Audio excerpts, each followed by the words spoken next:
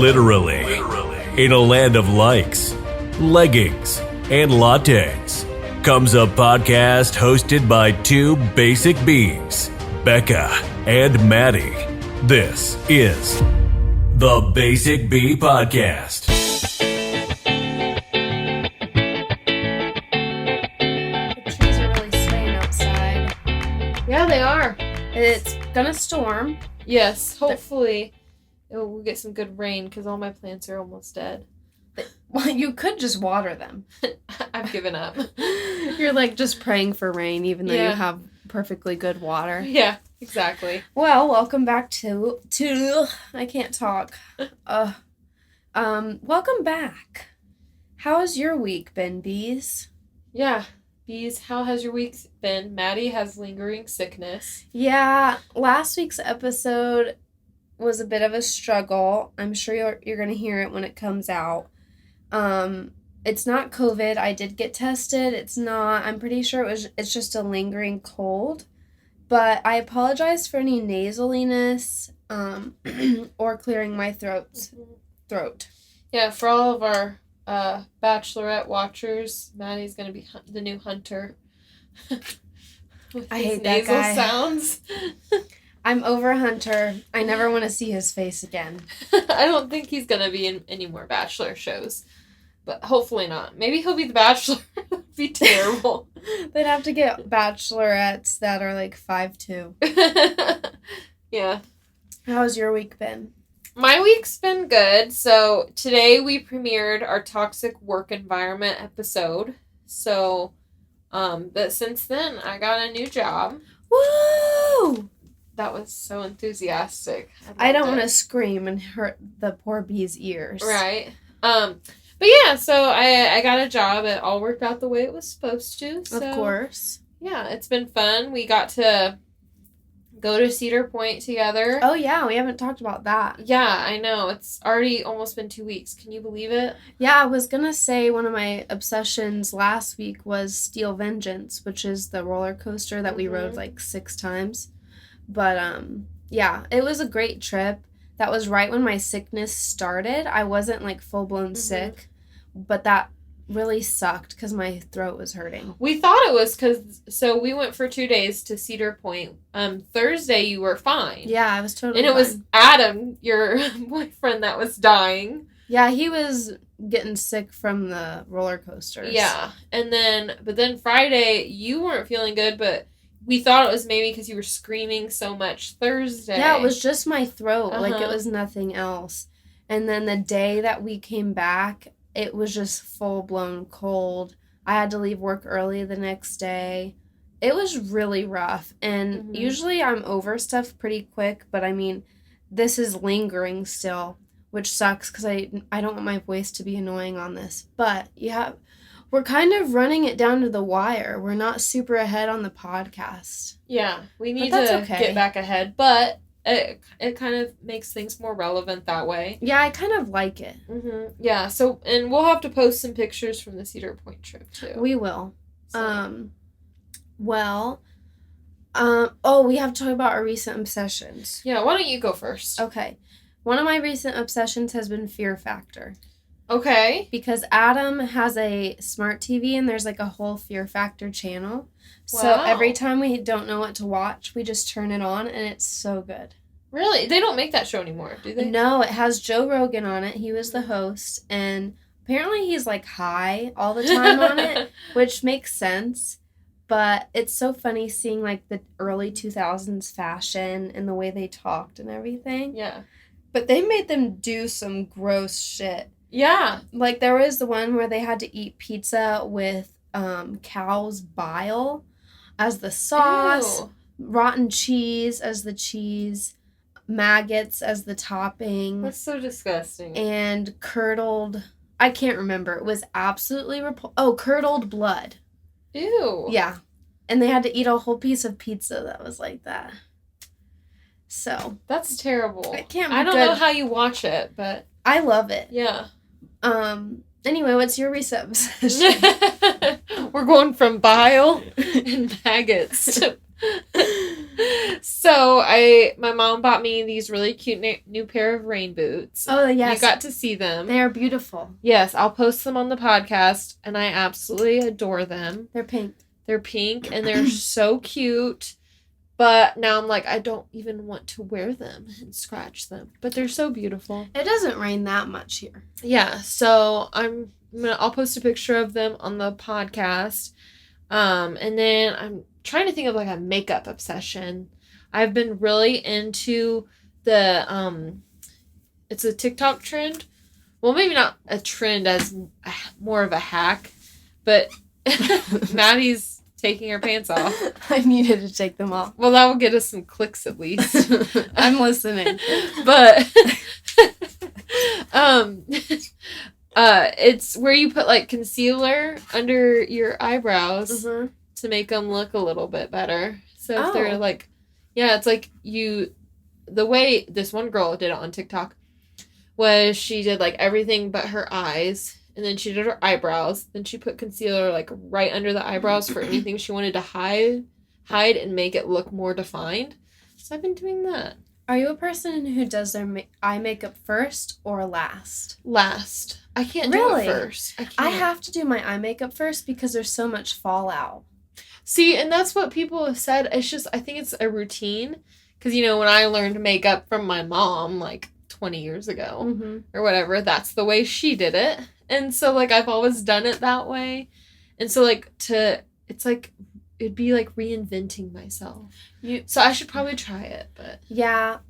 I guess it doesn't really matter if you don't do that heavy of eye makeup. Yeah. But I also use a lot more foundation than you probably. So, yeah. Anyway, my other recent obsession is Cooking with Paris. I've been watching it. It's on Netflix. I've been watching it with my mom. I'm actually almost done with it. But it's just really funny. And it's easy entertainment where you can just completely log out of your brain. Yeah, I like that kind of entertainment. And it's so pretty. And they give her all these beautiful outfits, of course. She's wearing gloves every time she cooks. And it's really gross. Like fancy gloves or like plastic gloves? No, like cute gloves. Oh. Like bedazzled gloves. So that's stupid. Yeah, but I don't get that. But I love the show. Okay. You should give it a watch. And they're like really quick episodes, like 20 minutes. Wow. But yeah, those are mine. Okay, I like it. So should we get into our topic? I guess. We always get long-winded, so we should jump in here. Okay. So, this is another Bab episode, a.k.a. Badass Bitch. And this Badass Bitch is an icon. She's right up there with Dolly Parton. She's influenced the world in so many ways. And her name is Oprah. Yes, Oprah. The queen. Yes. I was excited when we decided to do Oprah because, like, there's so much you could talk about. Like, there is so many facets to her and, like, yeah. So. Yeah, it was hard researching because she's been influential in so many different ways. Like politics, spirituality, health, television, acting. Yeah. She's done so much. But I think we should start off with her life story. Yeah. And then we'll probably do it kind of like we did Dolly Parton. I have a lot of notes on her life. And then if Becca wants to interject, ask a question, or give us a fun fact, then she'll do that. Okay. So, Oprah was born in 1954 in rural Mississippi. Her mom was a single teenager, and her mom was also a housemaid. Okay. So, she grew up really poor, and there was some confusion around who her father was. I guess ultimately the consensus is his name is Vernon, and he comes back into her life later. But another guy claimed to be her biological father, so I don't really know. I didn't dig too much into that. That was basically all I had about her dad. Her name was actually Orpah. Yep, I read that as well. But people couldn't pronounce it for some reason. So, Orpah. Yeah. Like, I don't know, I feel like Orpah is a little difficult, but... Like, I'm just thinking, like, why, like, people called her Oprah, like... I don't know, because Orpah is a biblical character from Ruth. Yeah, that's what I was going to say. I read that it was from Ruth, so. But, anyway, Orpah is her actual name on her birth certificate. Mm-hmm. Her poor grandma had a heavy influence in her life. Her grandma's name was Hattie Mae. And something that's really interesting is she taught Oprah how to read before she was even 3. Wow. Yeah, so that's really impressive. And throughout Oprah's life, we see how intelligent she is. Mm-hmm. But anyway, Hattie Mae, her grandma, made her potato sack dresses because they were so poor. Aww. And she would have to wear them to school, and the kids would make fun of her for it. Something that Oprah has also talked about was the fact that her grandma was abusive, and she would beat her, and then she wasn't allowed to feel any emotion about it, is what Oprah said. So it's really interesting because Oprah has a lot of respect and love for her grandma, and she's talked about her. Yeah. But she's also grow up, yeah, abusive. So when Oprah was 6, she moved to Milwaukee, and that was with her mom and her grandma. And her mom had another daughter who is named Patricia, and Patricia died in 2003 from cocaine. Wow. Patricia, was she the one that was born when Oprah was like 9 years old? I think so. So, I think maybe. Yeah. But what's really weird is there are 2 Patricias. Oh. So, I think it was around 2000 or something when Oprah found out she had another biological sister. Okay. And their mom had tried to put her up for adoption, and she did because of how poor they were. I did read that, yeah. And the mom named her Patricia as well. Huh. So I don't know why, but she did have 2 sisters, and then she also had a brother named Jeffrey who died of AIDS in 1989. So a part of Oprah's childhood was sexual abuse. She said that it was by age 9 that it started, and it was happening to her from a cousin, an uncle, and a family friend. That's what I read as well, where it was relatives and family friends that were... That's horrible. And that's what you hear. You hear a lot of the times when people are being sexually abused as children. Yeah. It's by people that the family trusts. It's not like some random person. What's crazy is how many people, like, it was her family and the friend. So it's just, obviously, she grew up in a very dysfunctional family. But by age 24, she had told her family what was going on, and they didn't believe her. So that's really sad. Yeah. But around age 13, Oprah ran away. And then age 14, she had gotten pregnant, and the baby was born prematurely and died. I think that she had the baby with her boyfriend.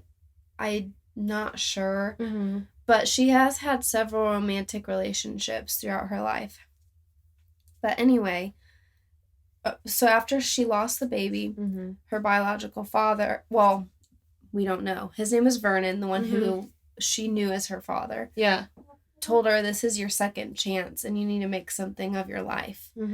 So obviously that really stuck with her, and she did really well in school after that. She moved to Nashville to live with her father, Vernon, and Vernon was pretty strict on her education. So she became an honors student. She won Most Popular Girl in high school, and she was on the speech team. Yeah, I read that he was a barber.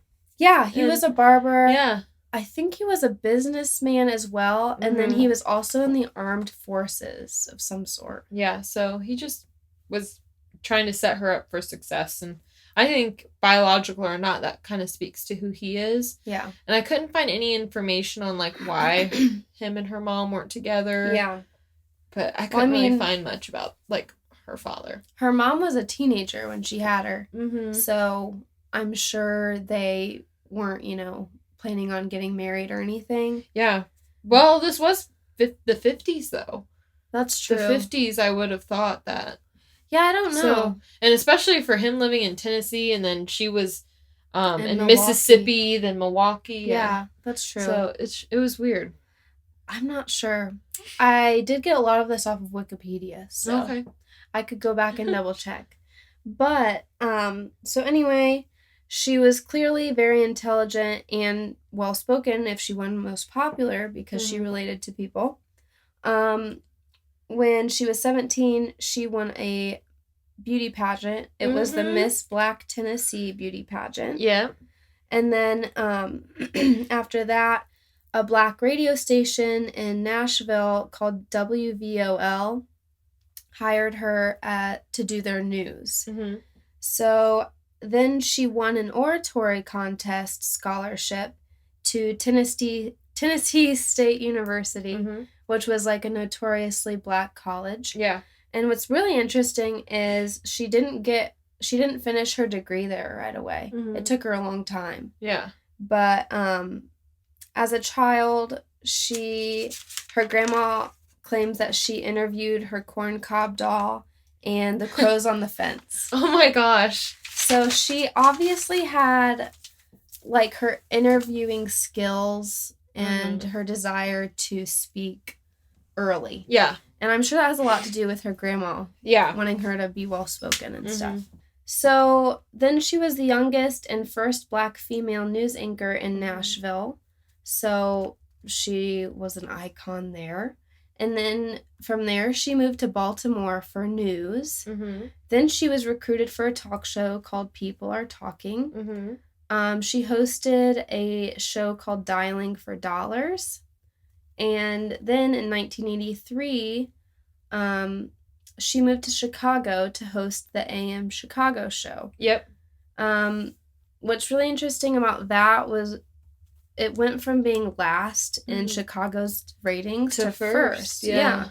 So she was really popular, really fast, and obviously related to people, like, in a new way. Yeah.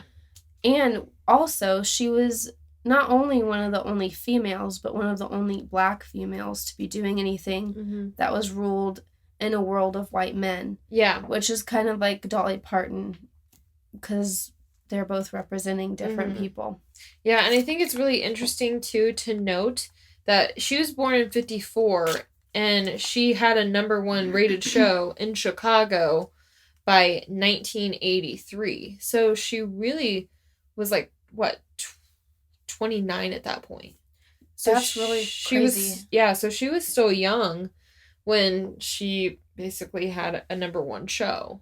It's weird how fast things can turn around just if people like you. Yeah, I know. It's kind of like YouTube. Yeah. You know how a YouTuber will come on the scene and they'll just have millions so quick? Or TikTok. Mm-hmm. But, like, somebody who's been doing YouTube or TikTok for a while won't have that much success. Yeah. And she did have star power. I think that's why. I think you have that quality. But, so then, in 1986, the great year, she started the Oprah Winfrey Show. Yep. And it became the #1 daytime talk show in the U.S. And it was because of her curiosity, her humor, and empathy. She talked about things that weren't really discussed before on TV, like heart disease, geopolitics, spirituality and meditation, cancer, charities, substance abuse, and she did giveaways. Yeah. And I think, obviously, the meme of her saying, I was just thinking of that. Yeah. You get a car. You get a car. Yeah. She just was very generous, which I wanted to talk about in a second. Yeah. But something that is interesting is Dr. Phil, Rachel Ray, and Dr. Oz all basically are who they are now because of Oprah. Yeah. And a lot of other people. But she started her own production network called Harpo. Yep. And the OWN channel? Yeah. The Oprah Winfrey Network. So those are both hers. And I actually, right before I came over here to record this, I was watching her movie, not her movie, but The Color Purple. It's a Steven Spielberg movie. It came out in like 1985. But her husband in that movie was named Harpo, which is why she called that Harpo, her network, Harpo. Really? I read it was just because it was Oprah spelt backwards. I don't know which came first. Yeah. I don't know if the character was named that, but it is funny that it is Oprah spelled backwards. Yeah. So then I just wanted to list some stuff that she's associated with. Yeah. So, obviously, The Color Purple. Mm-hmm. Quick review. It was so good. I was tearing up at the end. Have you ever seen it? Mm-mm. So, the main character is Whoopi Goldberg. Okay. And she did a really good job. But the story is fictional. It's just basically following Whoopi's character. And she gets separated from her sister. She has an abusive husband. It's in the early 1900s. But Oprah's character was a very strong woman, and she did a really good job. It's crazy to think that she's not an actress, and that's how well she acted. Yeah. She got nominated for her performance in that, actually. Mm-hmm. But you need to watch it. Okay. It's really good. So another thing that really was big in her career was her Michael Jackson interview. It was the 4th most watched television event in history, and it had 36.5 million people watching.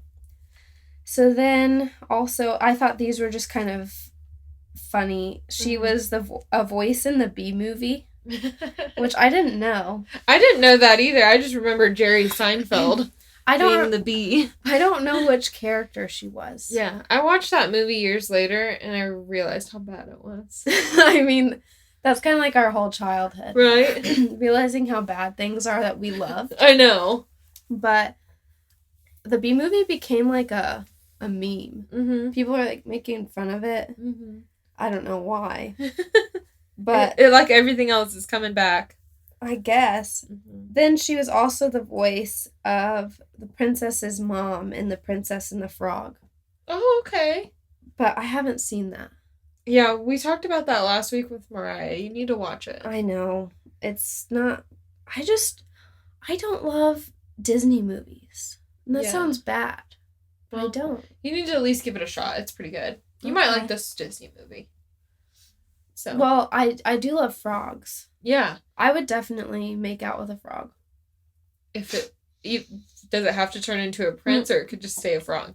Would you make out with Toby Toad? I don't know, because I feel like it might put a strain on our relationship and he wouldn't talk to me again. Oh, okay. But, yes. Okay. So, she's also been an author of 5 books. Mm-hmm. And she has talked a lot about her weight loss and her struggle with weight gain. And she bought out a big percentage of Weight Watchers. Yeah, she bought 10%. Yeah, I didn't know that. Yeah. But, so then I want to talk about her wealth a little bit. Okay. So by the age of 32, she was a millionaire. And then by the age of 41, she had $340 million. So that's less than 10 years. Yeah. And it jumped 340 times. Mm-hmm. So that's pretty amazing. And then by the year 2000, she had $800 million.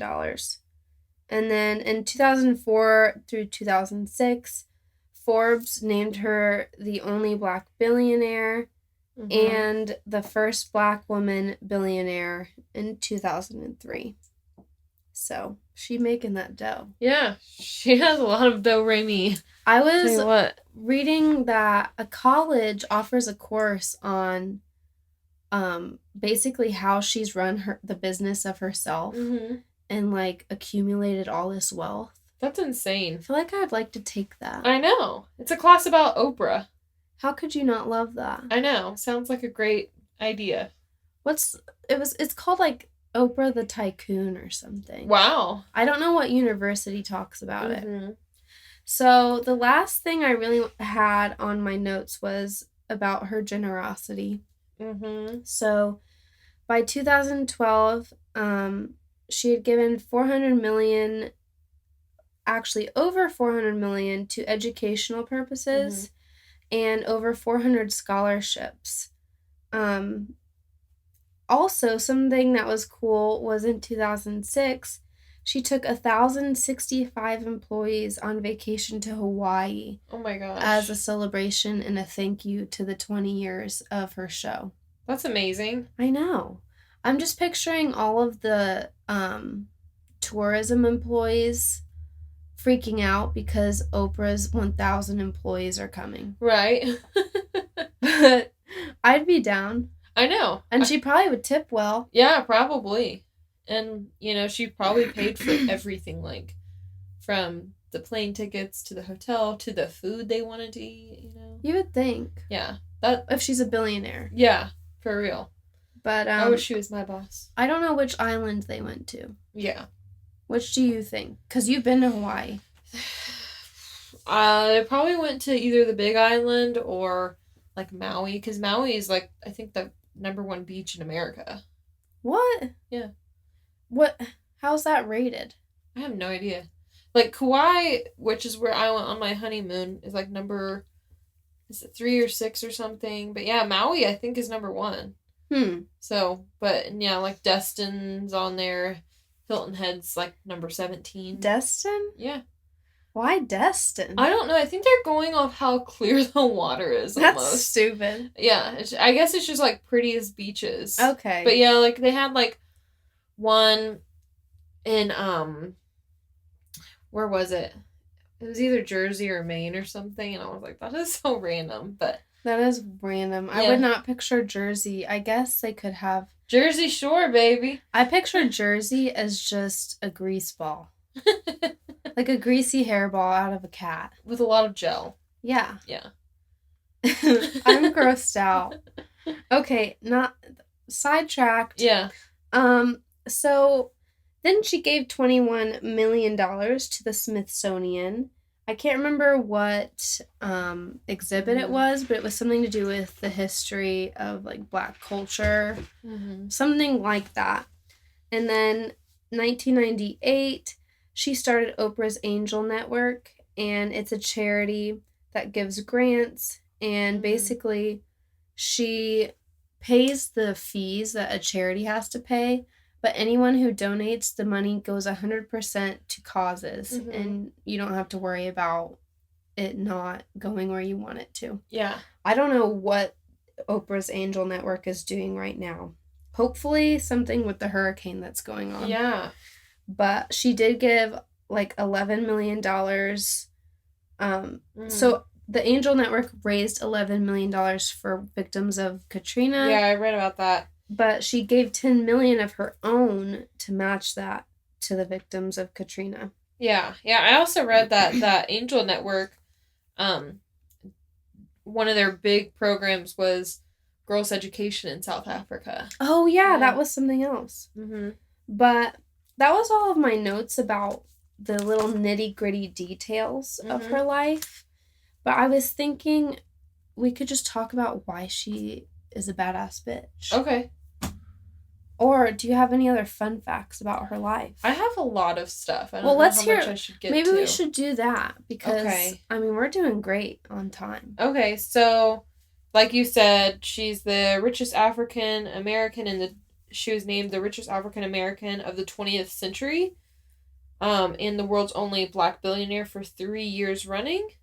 In September 2002, Winfrey was named the first recipient of the Academy of Television Arts and Sciences Bob Hope Humanitarian Award, which I thought was really cool. And in 2018, she became the first African-American woman to be honored with the Golden Globe Cecil B. DeMille Award for Lifetime Achievement. She has actually been in a relationship with Stedman Graham since the mid-1980s. And they got engaged in 1992, but never tied the knot. I did read that. But they're still together. And, like, which is weird, because, like, you never hear about him. I've never even seen him. I know. I want to Google what he looks like. Right? She has launched Oh, That's Good in 2017, which is a line of prepared food with a nutritionist twist. It's best known for pizza, soup, and sides like mashed potatoes and pasta. So I've never heard of that. She has her like own food now, in addition to like owning Steak and Weight Watchers. Oh. She began the Oprah magazine in 2000, and in 1999 she co-founded Oxygen Network. Oh yeah, I forgot about that. Yeah, so she has a bunch of stuff going on. And then I just have like some really quick fun facts about Oprah. Her pet peeve is people chewing gum. I agree. Yeah. Her favorite book is To Kill a Mockingbird. It's a good one. Mm-hmm. She was the first woman to own and produce her own show. Wow. Yeah. That's crazy. She has glopophobia. I think she's scared of glopes. No, she has a fear of balloons. What? Yeah, that's what this says. That's hilarious. This is from the website Oprah Daily. First Black American female billionaire. In 2013, she received the Presidential Medal of Honor from President Barack Obama. I did read that. She owns 6 homes, and her first splurge was on Ralph Lauren towels, because as a child, she had to share a towel with 2 other people, and so her first thing was to get a towel for herself, and I thought that was really cool. That is really cool. Yeah. So that's all my quick facts about her. That is interesting that she chose Ralph Lauren towels. I know. So I thought that was really, really cool. But those are fun facts. Yeah, a lot of my information was the same as yours, where, yeah, it mostly centered around her childhood, and yeah, just like she was kind of that person, and this kind of goes into why she's a bad, but she's just that person who like shouldn't have made it, right? Like, yeah, she could have easily fallen through the cracks. Yeah, fallen through the cracks, lived out the stereotype, but she didn't. She chose to make something of herself, like her dad told her to. So. Yeah, I don't know when her dad died. I would be interested in finding more out about that. Yeah. And I know her relationship with her mom was strained. Mm-hmm. But, yeah, she definitely had a tumultuous childhood. Yeah. Abusive, a lot of sexual abuse. Yep. People have actually theorized that she's gay, but she's like, why would I just not tell people I'm gay? Yeah. So she denies that. But I know that she's super supportive of, like, LGBTQ people, like Dolly Parton is. And something that I find admirable about her is she said that she chose not to be a mother because she was not mothered well, I think is what she said. But it's also like Dolly Parton in that, like, your value is not in if you're a mother or not. Mm-hmm. And I think that's really cool, especially because I was kind of adopted, and my adopted mom never had biological kids, but she showed motherly love in other ways to me and to other people. Yeah. And I think so many people put such heavy emphasis on blood relation, and I think Oprah or Dolly Parton or so many other people, great women, would do the same thing where they're like, blood doesn't matter. Yeah. So I like that about her, and I think it's really interesting that she didn't have connections to, I guess, the world of fame or Hollywood or anything. Like Mississippi to Milwaukee, she moved to Baltimore, and it was purely because of the way she spoke. Like, she was very well spoken. She related to people. And I think one of the qualities about her interviewing style is that when she's asking people questions, it's like the background fades away. Yeah. And I think she calms people.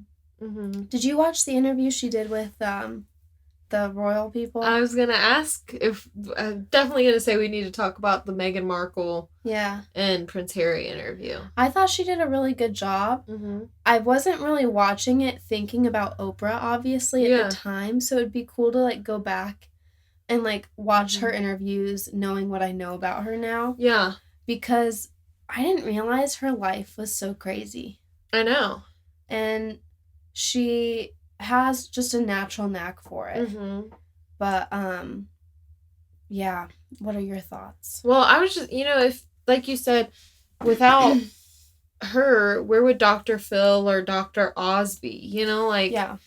You know, she, you know, not to say they wouldn't be successful, but she really helped them, you know, a lot. So she's gotten some flack for especially Dr. Oz, and she's kind of given medical advice that was, you know, proven to be false or like whatever. Yeah. But she talked a lot about a lot of different things. So it's not like she's going to be an expert on everything. Yeah. Yeah. So I think that it shows that I don't know, I feel like watching her interview, you know, even with Meghan Markle and Prince Harry, you could tell like she didn't believe it to a point. But she was very skeptical. Yeah, but she also, it seemed like she made them feel very comfortable enough like, to share. So it's very interesting to me because I don't know about you, but like whenever you're telling a story or something and you feel like somebody doesn't believe you, you kind of like just stop. But they didn't. Like they kind of like were still willing to lay it all out there. But you could see like in Oprah's eyes that she was kind of like, okay, like, and then she like didn't let a question go. I forget what the question was, but she was like going back to it, like, can you answer that? Do you remember what I'm talking about? Yeah. I don't know what question it was, but yeah, she was on him. She was just, yeah. I think Meghan was talking about, I felt so trapped and suicidal, and Oprah's like, oh, well, you didn't tell the tons of people around you or something. Yeah. But yeah, that interview definitely had me not liking Meghan after that. Well, it's really interesting because they said that, like, just the royal family real quick, that has nothing to do with Oprah. It's just so confusing to me, like, what's true, what's not. Because, you know, Prince Charles had that alleged affair with another woman right after either Kate was pregnant or she was getting ready to, or she already had the baby or something. And they said the royals decided, because Prince Charles was going to be the king, the royals decided, let's throw Meghan to the wolves and put everything on her to hide what the future king is doing. So, like, that was really interesting, like, to think that they did that to her, like, on purpose, if they did. But yeah, like, it's like when Oprah was asking her whether she showed a picture and she was like, well, you look fine there. And then Meghan was like, that picture just makes me cry because of the way he's holding my hand or something. I do remember that. Yeah, and I was just like, she was honest and very blunt, but also it's like you weren't mad at her for it. Like, you could be with some people. And I think that's very Who was interesting. honest and blunt? Oprah. Oh, okay. Like, I thought you were talking about Meghan. I'm like, I don't know. No. I think Oprah, like, she just went for it. Yeah, she has a way of saying things that no one else can get away with saying. That's true. You know what I mean? Yeah, and she asks really good questions. She's really good about thinking about the audience listening and what people would want to know. And that's just something you can teach it to a point, but I mean, her show ran for 20-something years. Yeah, it was 25 years because it went from, I forgot it went till 2011. You said the date earlier, but yeah, it was 25 years. Yeah, that's insane. And thousands of interviews. Yeah. I mean, like, just think about some of the people she got to interview, you know? And I read that she was actually friends with President Trump. I read that too. Till 2018, right? Or no. 2016, yeah. Yeah, she's been very involved with politics, and I think she's kind of stepped back from that. And something about her that I read was she kind of had, what is it, the Midas touch, where everything she talks about, people flock to. Yeah. She was kind of like the first modern-day influencer because she had such a cult following. Yeah. People wanted to know everything she was doing. And she started her website.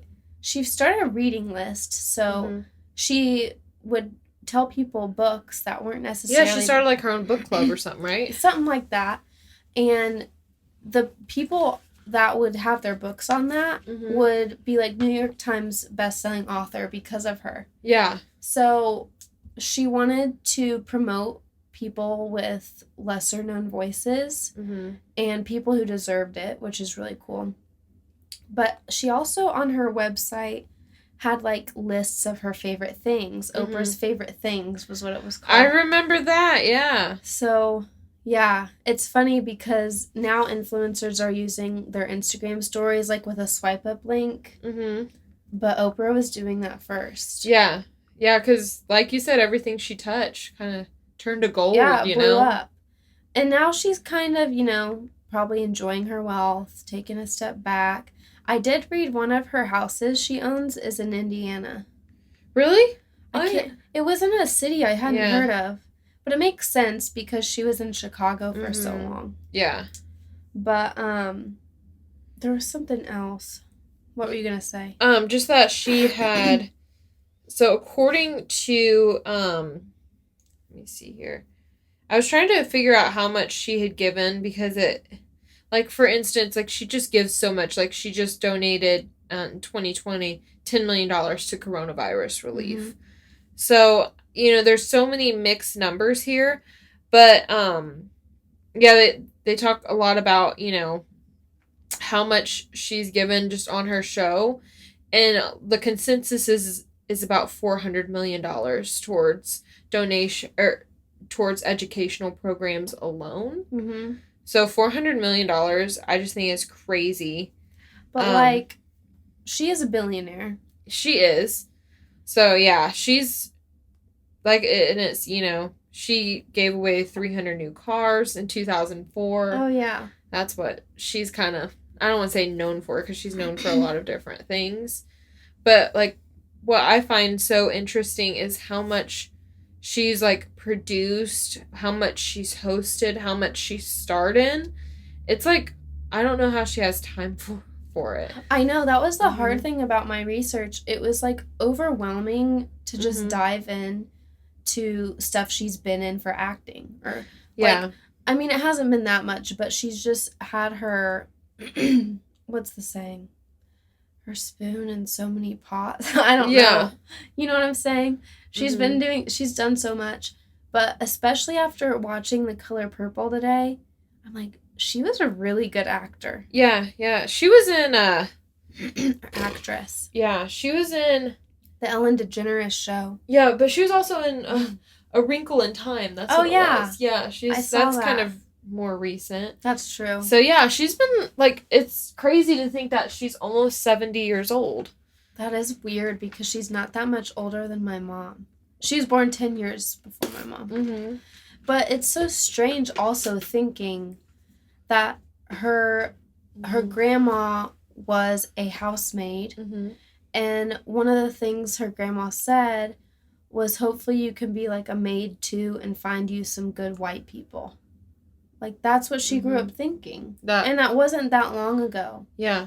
So it's amazing how fast times have changed and how much she has changed the perception around, obviously, Black people and women in general. I was going to say, just like the different people she can appeal to, like women, poor people, people that have been sexually abused. Right. Like, she can be an inspiration to so many. Yeah. So I love her. I have a little quote, a little video of her talking about how you should take responsibility for your own life. So I was going to play that really quick. Let's hear it.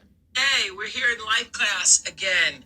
After last night, knowing when you know better, you do better. We're ready to move on to what I think is another powerful lesson that I started to get when I was a really young girl, having been raised by my grandmother, and then at 6 years old being separated from my grandmother, being moved to Milwaukee and suddenly in a foreign environment for myself. I remember walking into that new space and recognizing that in many ways I was alone, which is a terrible feeling if you're 6 years old. But I have always had the deep understanding for myself that if anything was going to move forward in my life, that I was going to have to be responsible for making that happen. And I know that to be true now and can articulate it as you are responsible for your life. And if you're sitting around waiting on somebody to save you, to fix you, to even help you, you are wasting your time, because only you have the power to take responsibility to move your life forward. And the sooner you get that, the sooner your life gets into gear. This is what I know from doing 25 years and thousands of interviews on the Oprah Show. It does not matter where you come from. I have seen people come out of the desert, walk across the desert, being born in the most dire of circumstances. Doesn't matter what your mama did, whether she did or had a PhD or no D. What matters is now, this moment, and your willingness to see this moment for what it is, accept it, forgive the past, take responsibility, and move forward. So yeah, I mean, that's just a little inspirational clip. But obviously, she did that with her own life. Yeah, absolutely. I think she's definitely a Bab. Yeah. And, I think eventually we need to have a mural or something, like a picture with all of our Babs on it together. That's a good idea. Yeah. I wanted to quickly say also, she's known for being very spiritual, and she was raised in the Baptist church, which is funny because I was raised Baptist for a while. So was I. Yeah, so obviously she's kind of associated with maybe some funky thoughts when it comes to spirituality now. And a lot of people in the spotlight kind of are. But when we talked about, what was our episode on manifestation? She's like really big into that. Yeah. And like positive thinking and changing your own life and controlling your destiny and all that. But she's obviously one to listen to. Yeah. I would be interested in reading her books. I think so too. She's definitely she definitely can explain how to get out of something, in my opinion, because she kind of was at the bottom, and no one really helped her. I mean, her dad told her to get it together a little bit, but no one financially helped her, and now she's a billionaire. So it started obviously with her schooling. She worked her way up in school, but she also was social, and she did extracurricular activities, and doing stuff she enjoyed led to the right roads. Because she was in on the speech team, I think. Oh, okay. And she won a scholarship for that. Yeah. So that led to her college, and she probably wouldn't have had money to go to college. Yeah. And that's something I wish in my own life I had done different, was pursue things I enjoyed more in high school. It's just so weird that the system we have now relies so heavily upon what you do when you're 16. I know. That's just messed up. I agree. And it's weird that that's how it was when Oprah was 16, and that's how it still is. Yeah. We're having 18-year-olds choose what they want to do forever. Right. Yeah. And that's why I'm still a barista right now. Yeah. I understand it, yeah. Oprah inspires me to, first of all, be the best barista I can be. And take responsibility for your life. And I think I am. Yeah. But also pursue what I like. And I love doing the podcast. Yeah. And stuff like the podcast. But I don't know. How does she inspire you? I think just the idea that you can work hard and get to where you want to go. Because sometimes it does feel like the world's against you and nothing. And like I said, no, the world was way more against her than it was me, right? To a point, because I've gotten scholarships and stuff, and I probably couldn't be in school without them. But just the fact that hard work, and if you're true to yourself and you work hard, you can get the results you're looking for. And while I'm not aspiring to have a talk show or to be a billionaire, it shows that what you want can happen if you work hard for it, I think. Yeah, I think that's true. Yeah. So I think she's definitely one of our top babs. Yep. Like I said, first Black female billionaire. Yeah. So yeah, I think she's awesome, and she's not even selfish with the money, which makes her even better to me, because she could be. Yeah. But I mean, like, what do you do with all that money? It would be stressful to have that much money. Yeah. Because so many people are waiting for you to give it to them. I know. And she has given it to a lot of people. It'd be like, if it were me, I feel like I would just, like, do, like, a random thing, find, like, a random good person and be like, here's $3 million, enjoy your life. Because people can, like, pay off their house and send their kids to college, like, and that's chump change to her, I'm sure. Well, so it's very weird that, because obviously there are very charming newscasters and talk show hosts, but she was that and more. Yeah, and she was it for a while. Yeah. So it's not like, you know, it was overnight. I hate to be mean, but like a lot of newscasts, I feel like they're kind of in the spotlight for a couple years, and then as they get older, they're kind of like not there anymore.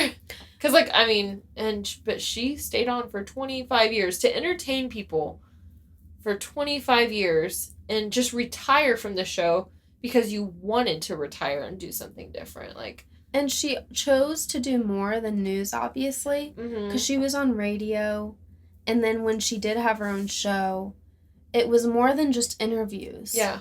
It was like inspiration, giveaways. I don't know. I just think there's obviously something super special about her that led to her having so much power and money, because people that are in her shoes don't have the possibility of that, I guess. And I think it's something obviously that's innate in her, but I just wonder if that's like in all of us, if we all could be like that, or if it's like certain people. Because I feel like it's certain people. I feel like... Have you ever met somebody and you're just like, that person has like a star quality? Yeah, I think so. I think there are people that definitely have the star quality. It's just a matter of what you do with it, you know? Ultimately, I think Oprah is a great badass bitch because she's a trailblazer. Like, a lot like Dolly Parton. I know I keep saying that. But they're both amazing in very similar ways. They represented women. Oprah represented Black women in a time where there wasn't anything like that. And that takes a very bold and special person. She's very generous. She's very easy to talk to, obviously. I wish I would know that personally, but I don't. Maybe one day, the Basic B podcast, she'll interview us. Maybe she'll throw us a bone. But, she is a mother in a lot of ways to many people, even though she never had kids of her own. And I just love her. Yeah, I agree. You just can't help it. No matter what you do. If you don't like Oprah, like, what's wrong? Right? Why? Something's wrong. But, okay. So, to end this episode, of course, we have to talk about our misconnection. Absolutely. So, this one was actually in Chicago because I couldn't find any juicy ones from Indy. That sounds good. But it's called Couple for Ren Fair Cutie. We complimented your tattoo in one of the food lines at the Bristol Renaissance Fair yesterday. You were looking super tasty in your Ren Fair garb, probably way too cute for your date. My girlfriend, parentheses, sexy pirate, and myself, parentheses, strapping bearded farmer, wanted to grab you and run away for the nearest haystack. Hit us back if you're interested. What kind of Renaissance fair is that? A farmer and a pirate? I mean, pirates were in the Renaissance, right? Yeah, but when I think Renaissance, I'm thinking like knights and princess-looking people. Not pirates and farmers, but I mean, to each their own. There were probably farmers of sorts. There had to be. Yeah. There's always Absolutely. there's been farmers since the beginning of time. Exactly. So, But apparently it's a couple looking for a third. Yeah. So there's Absolutely. that. That's unique. I was about to say that. Mm-hmm. But, the possibilities are endless on Craigslist. And at Renaissance fairs. Yeah, so if you want a third, fourth, fifth, sixth. And you like haystacks, go find the nearest one. You might find a bra in there. Or some pantaloons. That just reminded me. So, when I worked at the dealership, I checked in one of our rental cars once. Mm-hmm. There were a pair of panties in there. What kind? They were just pretty pink and lacy, man. Were they like cheeksters, thong? No, it was definitely Granny? either a bikini or a cheekster. Like, it was... Your butt was semi-covered. Were they dirty? I didn't look. You could have sold those suckers. I could have. That's disgusting. Yeah, so I was like, well, at least somebody had a good time in our rental car. I know. Yeah, I hope they sanitized it. I don't know. Where were they in the car? They were under the driver's seat, so they were doing it in the back. Well, I'm assuming the panties could have fallen out of a bag, but maybe they came from the back seat and went forward. Maybe the panties just fell off casually. Yeah, you never know. I didn't sniff them. I didn't look at them, so I can't tell you if they were dirty or not. But yeah, that just reminded me of that. So What was the design on? They were just pretty pink, and they had the lace top. What brand? I didn't look. See, these are things that a buyer would be asking. Well, I did not even think to sell them. I guess that's my twisted brain. Yeah. All right. I should have contacted you as soon as I saw the panties. Anyway, you lead us out. All right. Well, thank you guys for listening, and we will see you next week. See you next week, Babs. All right. Bye. Bye. Hey, it's Becca. Hey, it's Maddie. Thank you so much for listening to the Basic Bee podcast. Follow us on the gram at basicbpod. And join our private Facebook group linked in the episode notes. Be sure to catch our next episode and leave us a nice review. Until then, stay basic. Bye, bees.